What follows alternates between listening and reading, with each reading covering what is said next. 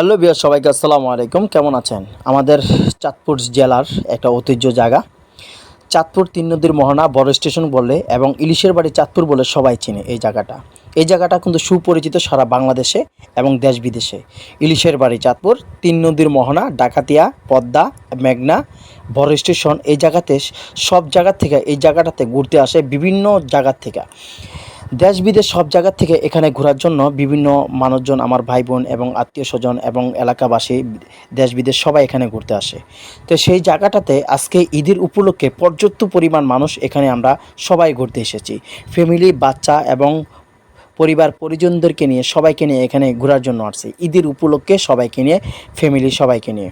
তা আসলে এই জায়গাটার খুব সৌন্দর্য একটা ভিডিও, ঈদের উপলক্ষে একটি ভিডিও বানালাম আপনাদের জন্য। তো এই ভিডিওটা দেখেন, এখানে বাচ্চাদেরকে কি সুন্দর ঘোরার ভিতরে রাখে, তারপরে নৌকা দিয়ে ঘুরে, নদীর পাড়ে বাতাস খায়, সবাই ঘুরে চটপটির দুধ খায় এবং নৌকা দিয়ে ঘুরে, ট্রলার দিয়ে ঘুরে মিনি কক্সবাজার যায়। খুবই সুন্দর। ওই পাড়টা দেখতেছেন, ওইটা হলো পুরান বাজার। তাই পুরান বাজার, এটা হলো ডাকাতিয়া নদী।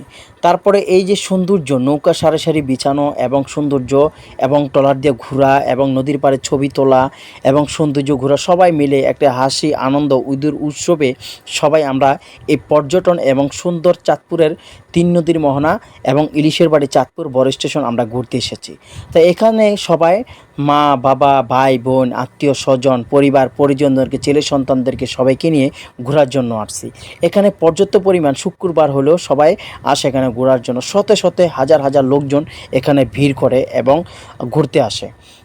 কারণ এই যে দেখেন, আমার ছেলে, আমার মেয়ে, আমার ওয়াইফ এবং সবাইকে নিয়ে আমরা এখানে ঘুরতে এসেছি, বাচ্চাদেরকে নিয়ে এবং ঘোরার জন্য। চাঁদপুর বড় স্টেশন তিন নদীর মোহনা, নদীর পাড়ে একটু শীতল হাওয়া এবং বাচ্চাদেরকে একটু বিনোদন দেওয়ার জন্য ওদের ঘুরতে আসলে একটু মনটা ভালো থাকবে, ফ্রেশ থাকবো। সবাইকে নিয়ে কিন্তু ঘোরা, কিন্তু এটা মাঝে মধ্যে ঘুরলে মন এবং মানসিকতা সবসময় ভালো থাকে সবার। তাই আমরা চাঁদপুরে আসলাম ঘোরার জন্য। দেখেন পর্যাপ্ত পরিমাণে এখানে ভাই বোন অনেকেই আছে।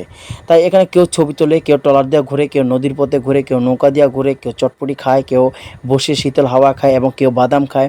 বিভিন্ন পরিবার এখানে এক একজন এক এক রকমের ক্যাটাগরিতে ঘোরার জন্য আসে।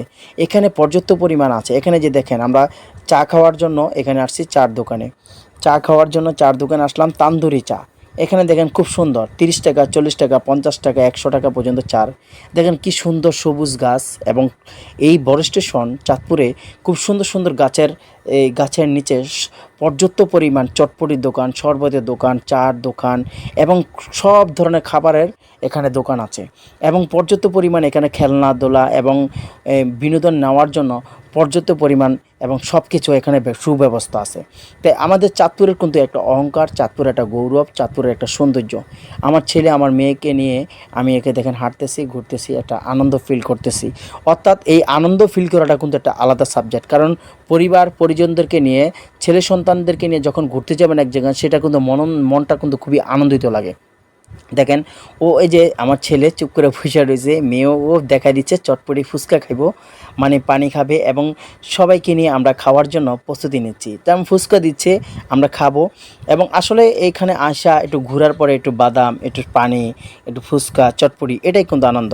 যদি ভালো লাগে অন্যকে দেখা